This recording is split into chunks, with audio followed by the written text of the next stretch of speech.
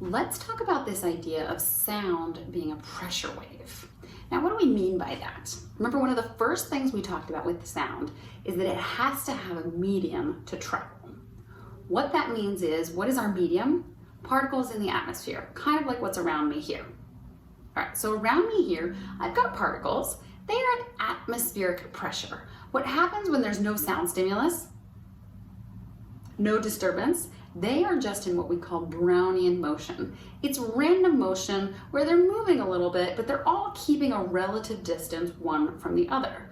That represents atmospheric pressure, right? This distance that is equivalent across each molecule can represent atmospheric pressure.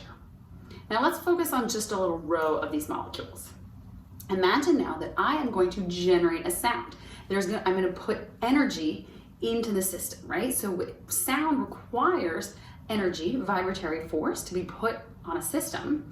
I'm going to mimic that by pushing on these molecules, right? I'm going to generate a force that is going to cause a mechanical disturbance in my medium that is going to create a pressure wave that will propagate longitudinally.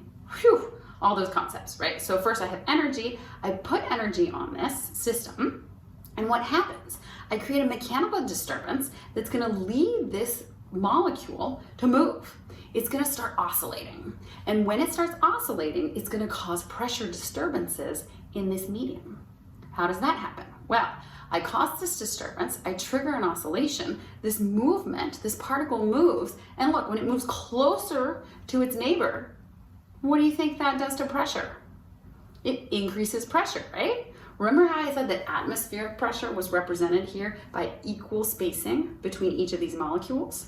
Well, I've just condensed that spacing. I've just put an input, I've created a stimulus, a sound stimulus, that generated a mechanical wave that brought this particle into oscillation, that created a period of increased pressure. That area of increased pressure is referred to as a compression. It's a compression that happens momentarily. Why momentarily? Well, when I push it, it's going to compress, but then it's going to oscillate. It's going to move back. It's going to try to come back to its center point, but then it's going to offshoot a little. It's going to come back to its center point. It's going to offshoot, and all of a sudden, look, momentarily, what do I have here? I have more space between these two particles than where they were at their atmospheric pressure. What is that? That's referred to as a rarefaction. And in terms of pressure, that is a moment or an area of lower pressure relative to atmospheric pressure. So putting that together, what happens is when I stimulate, when I put in vibratory energy that's going to generate sound, I displace a particle and put it into oscillation. That oscillation generates pressure differentials. It creates a pressure wave. It creates an area of compression, rarefaction, compression, rarefaction, compression, rarefaction, compression, rarefaction, which is repeated.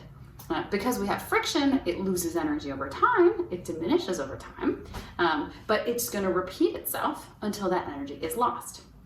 Now, another component, I talked about this as being a sound wave that propagates longitudinally. Now, when I say that, does that mean that this particle here, when I displace it, it's going to travel to you so you can hear it? Absolutely not, no.